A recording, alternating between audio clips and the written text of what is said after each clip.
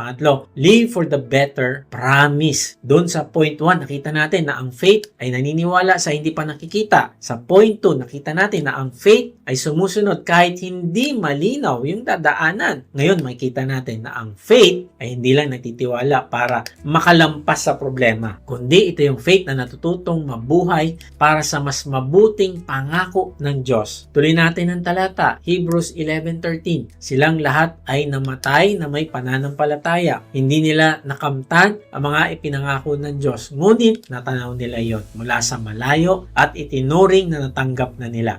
Kinilala nilang sila'y mga dayuhan lamang at nangingibang bayan dito sa lupa. Ipinapakilala ng mga taong nagsasalita ng ganoon na naghahanap pa sila ng sariling bayan. Kung nasa isip nila ay ang lupaing kanilang pinanggalingan, may pagkakataon pa sana silang makabalik doon. Ngunit ang hinahangad nila ay isang lungsod na higit na mabuti, ang lungsod na nasa langit. Kaya naman hindi ikinahiya ng Diyos na siya'y tawaging Diyos nila sapagkat sila'y ipinaghanda niya ng isang lungsod. Kaibigan, pansinin mo, ang sinabi, silang lahat ay namatay ng may pananampalataya. Ang ibig sabihin, namatay silang may faith. Hindi sinabing namatay silang nakuha nila lahat ng gusto nila. Hindi sinabing namatay silang nakita lahat ng fulfillment ng pangako ng Diyos sa lifetime nila. Hindi sinabing namatay silang komportable, mayaman, gumaling, settled, and problem-free. No. Nasabi, namatay silang may pananampalataya. Kaya nga dito may iba yung definition natin ng successful faith. Kasi sa mundo ngayon, madalas kapag sinabing malakas ang faith mo, ibig sabihin may visible result agad. Kitang-kita yung resulta. Wow, ang lakas ng faith mo kasi gumaling ka kaagad, na-promote ka kaagad, naayos agad ang problema mo, dumating agad ang pera, dumating agad ang taong nawala, naging okay agad ang lahat. No, hindi ganun ng faith. Hindi laging ganun, ano? Yes, may pagkakataon na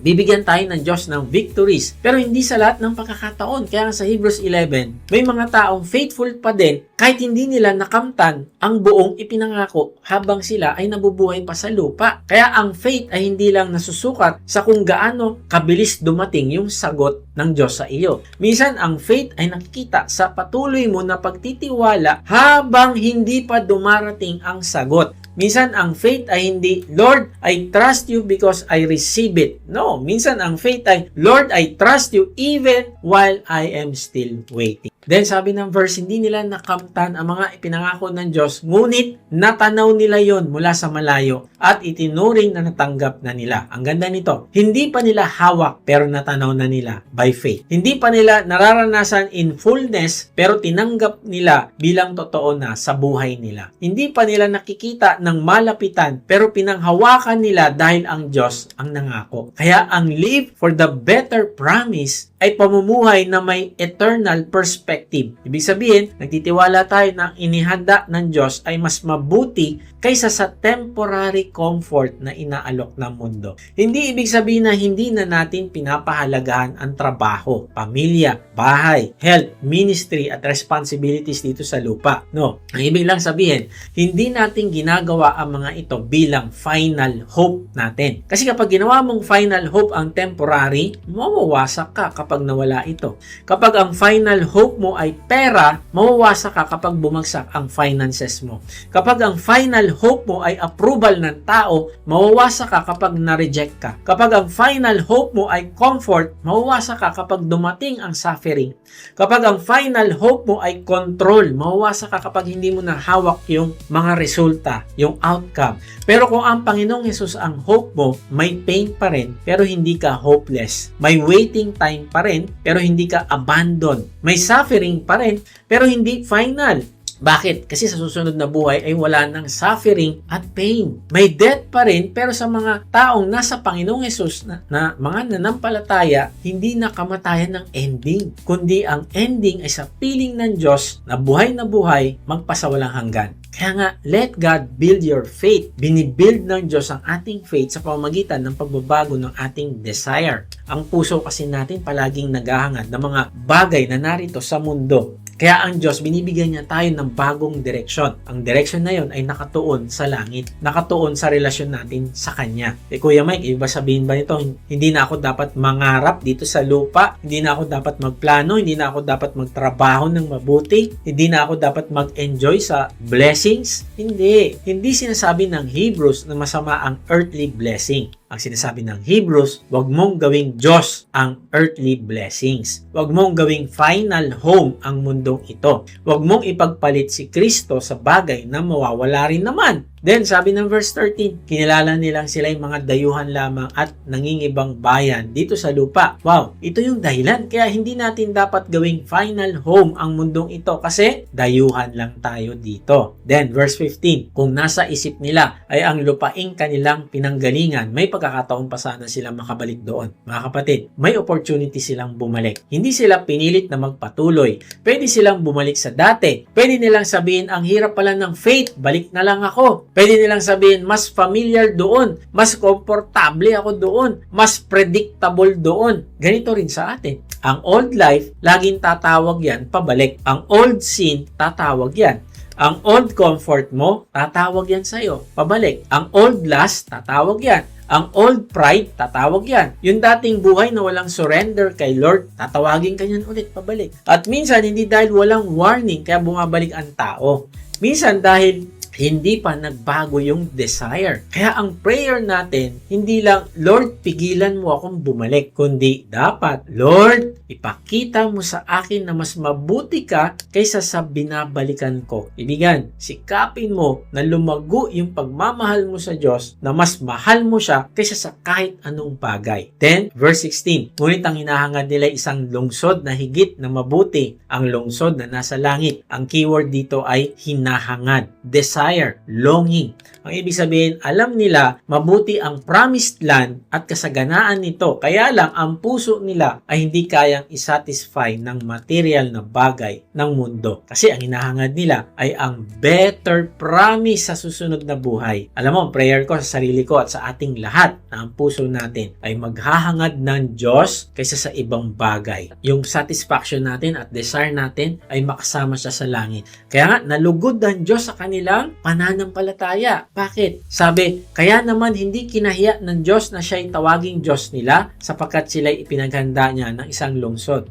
Kaibigan, ang Diyos ay hindi ikinahiya na tawaging Diyos nila. Hindi dahil perfect sila, hindi dahil impressive sila sa mata ng mundo, kundi dahil sa kanilang pananampalataya na mas hinangad nila ang inihanda niya sa langit para sa kanila. Hindi doon sa karangyaan nila dito sa mundo. Mas hinangad nila na maglingkod sa Diyos at anticipate nila na meron silang bagay na inihanda ng Diyos para sa kanila doon sa langit. Merong better promise. Nagtiwala sila sa kanyang pangako. Si Jeff Strucker ay isang US Army Ranger na na-deploy sa Mogadishu, Somalia noong October 1993. Naranasan niya ang defining moments ng buhay niya. Isa siyang sa mga sundalong pinapunta sa gitna ng Mogadishu para sa isang military operation. Sa unang pagpasok nila sa city, sila at ang marami niyang kasama ay dumaan sa matinding putukan. Hailstorm of bullets. Isang kasama nila ang nabaril at namatay habang lumalabas sila sa city. Ang sasakyan nila ay puno ng dugo ng kanilang patay at sugatang mga kasama. Dito na niya naramdaman ang matinding takot. Then, lumala pa ang balita. May helicopter na bumagsak.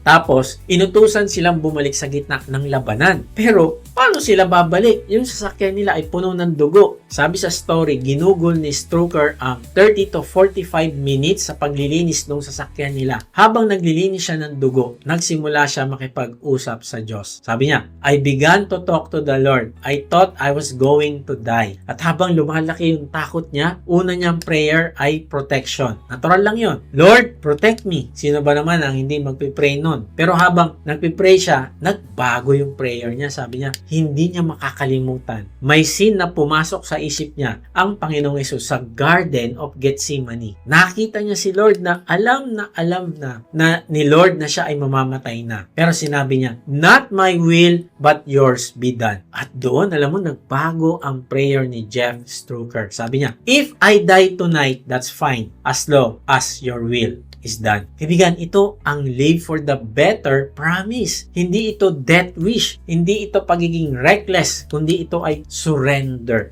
Ito ay faith na nagsasabing, Lord, ang buhay ko ay nasa kamay mo. Kung mabuhay man ako, sa'yo ako. Kung mamatay ako, sa'yo pa rin ako. Ang will mo ang mas mahalaga kaysa sa control ko. Sabi ni Strucker, first time sa buhay niya na kahit Christian na siya, sa edad na 13, ngayon pa lang niya na masasabi na, Lord, handa na ako mamatay. Not my will, but yours. Then, naramdaman niya na ang Diyos ay nangusap sa kanyang isip at puso. Sabi niya, I've been protecting you every day of your life. Bagamat hindi sinabi ng Diyos na mabubuhay ka ngayon, ay nagtiwala pa din siya sa Diyos. Alam mo, na-realize ko, minsan gusto natin assurance na hindi ka masasaktan, magtatagumpay ka. Pero ang mas malalim na assurance, alam mo kung ano? Nasa kamay ka ng Diyos. Minsan gusto natin marinig, hindi ka matatalo. Pero ang mas malalim na promise, alam mo sabi niya? Hindi ka iiwan ni Kristo. Minsan gusto natin sabihin ni Lord, lahat mangyayari ayon sa plano mo. Pero ang mas malalim na faith, alam mo, nagsasabi, Lord, kahit hindi ko plano, basta will mo yan, mangyayari nawa sa aking buhay. Pagbalik ni Strucker at ng kanyang mga kasama sa field of fire, lumaban siya with God-given courage. Later, he was awarded the Bronze Star Medal with V for Valor.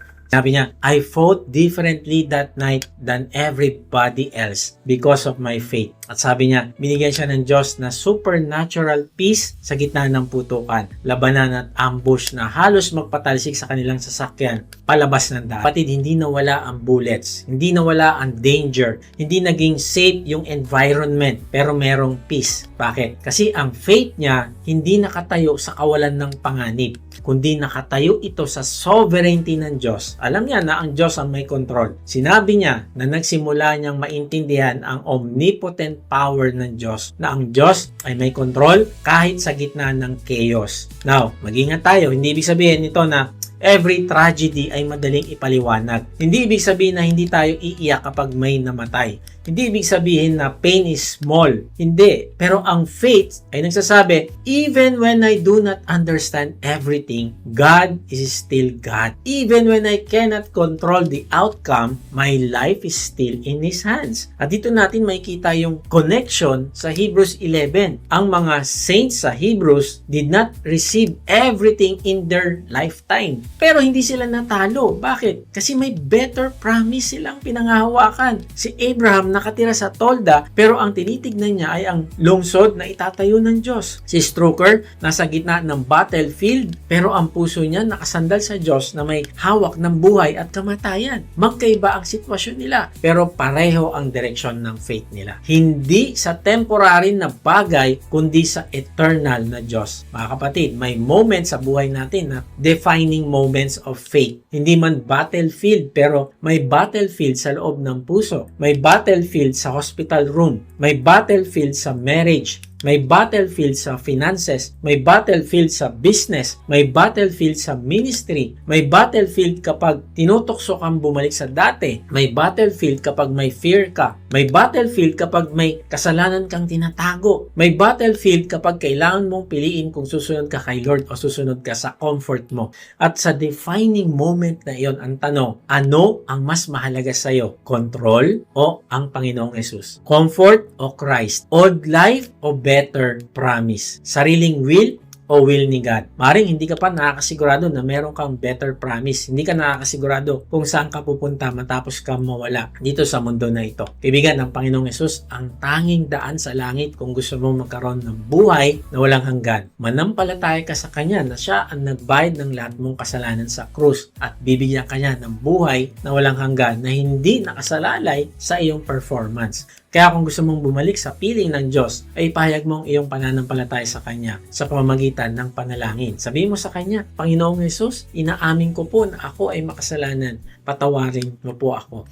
Nananampalataya po ako na Ikaw ang nagbayad ng aking kasalanan sa krus. Ngayon nga, ay binubuksan ko na ang aking puso. Pumasok at manahan sa akin. Tinatanggap kita bilang aking Panginoon at tagapagligtas. Simula ngayon ay tatalikdan ko na ang aking kasalanan. Tulungan mo po ako na lumago din sa aking pagmamahal sa iyo. Amen. Kaibigan, kung ito ay pinanalangin mo ng may pananampalataya sa Panginoong Yesus, ay naging kabilang ka na sa anak ng Diyos. Palaguin mo ang iyong pananampalataya sa Diyos. Paano? Believe what you cannot yet see. Pangalawa, obey even when the road is unclear. Pangatlo, live for the better promise. At habang ginagawa mo ito, ay kalulugdan ka ng Diyos dahil sa iyong pananampalataya. God bless.